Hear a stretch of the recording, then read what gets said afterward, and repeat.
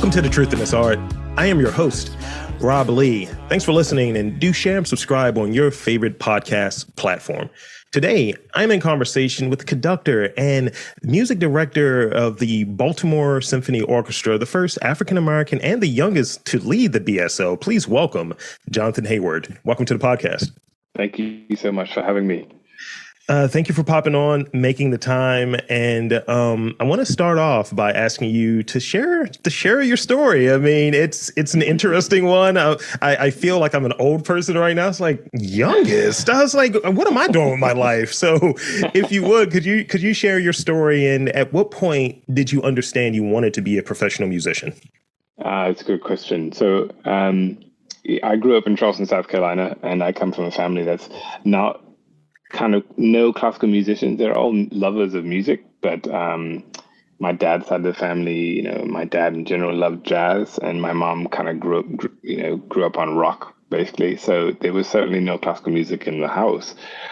But because I stumbled upon a music program in my elementary school, actually, that's really where the beginnings of all of it. I started in a chorus, which was short-lived after a solo opportunity went very badly.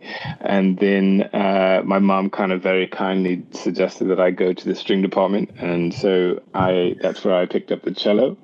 And it's interesting with the cello because like a lot of moments of my career and to date, it was all very random. I was actually supposed to pick up the violin, but we came to the day of picking up our instruments and the line was out the door for the violins and no one was in the cello line. So I just waltzed over to the cello line and decided to pick up a much bigger instrument to my mother's surprise. And that kind of was the beginning of a lot of things. I then auditioned for a really amazing school called the Charleston County School of the Arts in Charleston, South Carolina. And I was waitlisted, actually. I didn't get in immediately because at that point I had only been playing for 1 year. And by this time, kids had been playing at least for 3 or 4 years. Yeah. So I was really, really behind. I really, hardly, really beginning. But again, another moment of luck. 1 month right before school started, I got accepted. And that was really such formative 7 years, middle school and high school, to be there. And that's where I stumbled upon conducting. In the 8th grade, we had a teacher who was ill. Our string teacher was ill, and she couldn't conduct. So we had a substitute teacher who wasn't musically inclined at all. But we needed to get through this rehearsal because it was very important. We had a concert the next day, I think. And so he did what I guess it's very obvious to do, is put names in a hat, shuffle it around, and pick a name to see who's going to conduct the orchestra. And I was one of the 3, I think, who got picked. And I was terrified. I didn't like being in front of people. I was shy. I certainly didn't want to have to conduct in front of my peers. But what was amazing is that conductors read from this book kind of thing called the score. And the score has everybody's parts in it. Whatever everyone's playing on the stage is in this piece of paper. And for me, what was amazing about this, and still is today, is to be able to look at it like a puzzle piece and see everything go together. And so the magic of being able to see how many pieces become one voice, is something that really fascinated me at that age. And that was the moment that I realized I wanted to become a conductor. That was it. Wow. So 8th grade, really. Wow. I mean, much in a very kind of low rent sort of way. I think I understood that I like talking with people and having them share their conversations, probably 9th grade. And I was kind of that jerk walking around. I was really into wrestling at the time, so I would speak like I was The Rock in the third person. It was not great. And very embarrassing, actually. But I would carry around this pocket recorder, and I would ask people to talk about what was 9th grade like? What was your first year in high school like? And in a proto sense, like you hear about proto punk and these different genres, this was me proto podcasting, I think. Yeah. Isn't it funny, around that time of everyone's life, you kind of find yourself what your interests are, it's always around that time. But Yeah, no, that's great. Yeah, because when you're able to get kind of like someone around, like you touched on like your mom earlier, it's like, yeah, maybe you should go in kind of that direction or what have you. It was kind of that. Like, I remember people like, all right, you're asking me a lot of questions. So it's like, yeah, I enjoy questions. You got to be Yeah, curious, right? yeah, of course. So you're the first music director of color in the 106 year of history of the BSO. What was about the BSO that resonated with you? Because obviously I'm hearing the English accent there. You have extensive European like background, traveled the world, and all of that great stuff doing music. So, what are you bringing the arts community here in Baltimore, and what resonated with you about the BSO specifically? Yeah, that's a good question. Firstly, yeah, don't let the accent fool you. I was born in Charleston, South Carolina, and I was born in Augusta, Georgia, actually, and raised in Charleston, South Carolina. But but I've been very fortunate to be able to start my career in Europe, actually. And Europe was always it was always a interest. I knew I had to get here. I knew like it was a big deal for me to make sure because it's kind of the birthplace of classical music, and there's this a different culture around it that I really was interested in. And what I hope, I mean, there's many reasons why I said yes to Baltimore and Baltimore Symphony. I mean, the first and foremost, I will never forget the first rehearsal that the orchestra musicians and I had. Yeah. Um, you know, I often talk when people ask me what conducting is, I often talk about the idea that it's yes, you have to be, you have to know music and you have to be talented enough to be able to show what you want and whatnot. But actually a lot of it is psychology and the chemistry that you have with the musicians is quintessential to your relationship that and also the outcome of what the concert will be. And I've been very fortunate to be in great environments where the chemistry is fantastic with other orchestras. And then I've been in the other side, where it's not about who's bad or who's good or whatever. It's just a chemistry thing. And it's really unexplainable. But the psychology behind that for me is fascinating. But what however, I mean, saying all that, when an orchestra when it goes well, Yeah. when the relationship goes well, you really hold on to that. You don't let that go because that's where the magic really happens, as I Sure. like to speak about. That's where the sort of magic of music making this idea, which for me, which is so quintessential to what my work is, this concept of collaboration is so important. But that doesn't work until you have that chemistry, unless you have Right. that chemistry, in my opinion. So, that was number one. That was something that was really special that the musicians and I shared.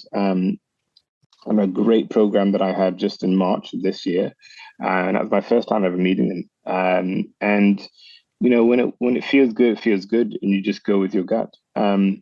Secondly, of course, what was amazing, like I said earlier, is that we were shown, my wife and I were shown Baltimore in a very short amount of time. And while I don't know everything about Baltimore, and I sure have a lot to learn.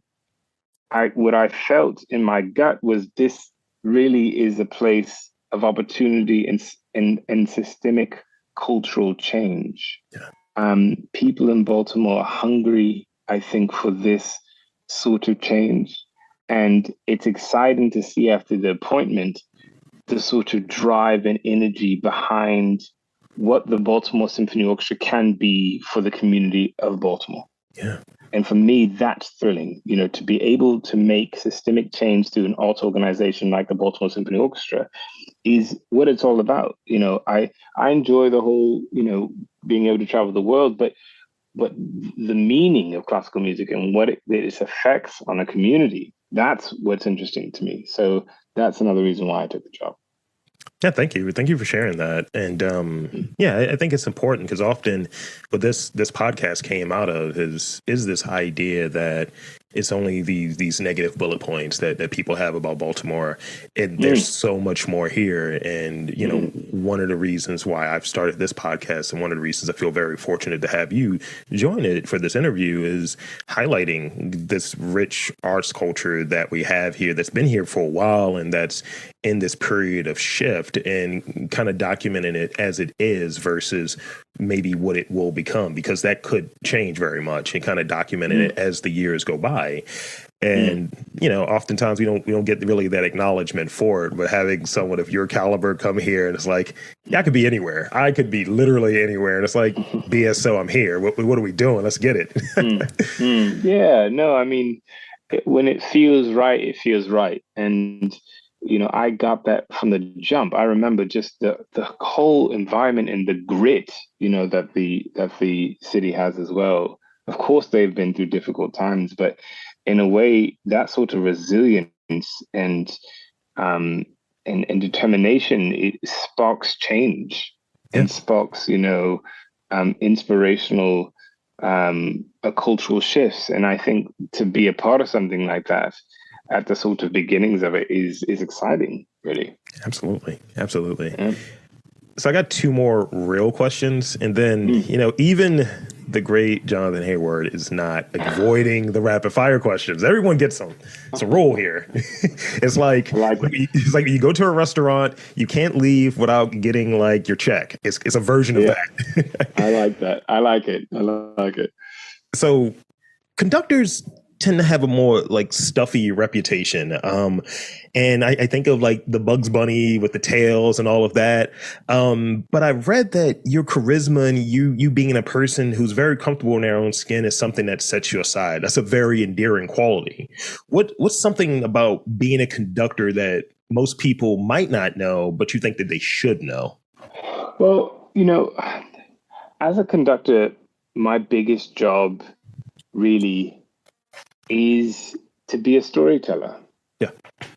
That's basically what I'm doing with these musicians and collaborating with these musicians. I see my role very much as a storyteller, as a collaborator. And I don't know if you read, I once said in a German news article that coming to a classical music concert is better than watching any Netflix series. And I'm like dead set on that, because but there's so many things that you get, that one gets from sitting in an amazing concert hall, feeling the visceral, vibe and energies of 100 musicians at such a talented level, like the Baltimore Symphony Orchestra, in such a great hall like the Meyerhof. That beats anything to me. I mean, and I dare, like, I want to challenge that. And the biggest thing, and I'm happy you brought this up, for me, is challenging that stigma that everyone has, this Bugs Bunny idea, which, look, I get it. Like, I totally get it. I've got family members who only just saw me like last week in New York when I was doing my Lincoln Center debut, and they're all family from Harlem, and I love them dearly. They support me greatly. But this is the first had the sort of courage, I guess, to come out and just see what it was all about. And they were floored by the experience. Yeah. They were completely, and these people, I mean, these are my family, but they're not classical musicians in kind at all, never stepped foot near Lincoln Center. So I think my thing about classical music and orchestras is that what I will work so hard at when I'm in Baltimore is breaking down the stereotypes of what classical music is by trying to remain as relative to the community as I possibly can. The ways that I plan on doing that is bringing in special guests that really connect with Baltimore. Stay tuned. I can't really give away anything, but we have some very, very exciting guests in mind already. And being able to bring those guests in who actually may not even be in the classical music field, but understand and appreciate classical music and can help bridge that gap of actually what classical music can be, is something I'm really, it's my mission. And it goes beyond Baltimore. I mean, if Baltimore can set that example and that precedent, that's exciting. Yeah. Because, then again, that comes back to the stigma of what Baltimore is known for. And I think culturally we have a huge opportunity for that. And something that I find so important, this art form is for everyone.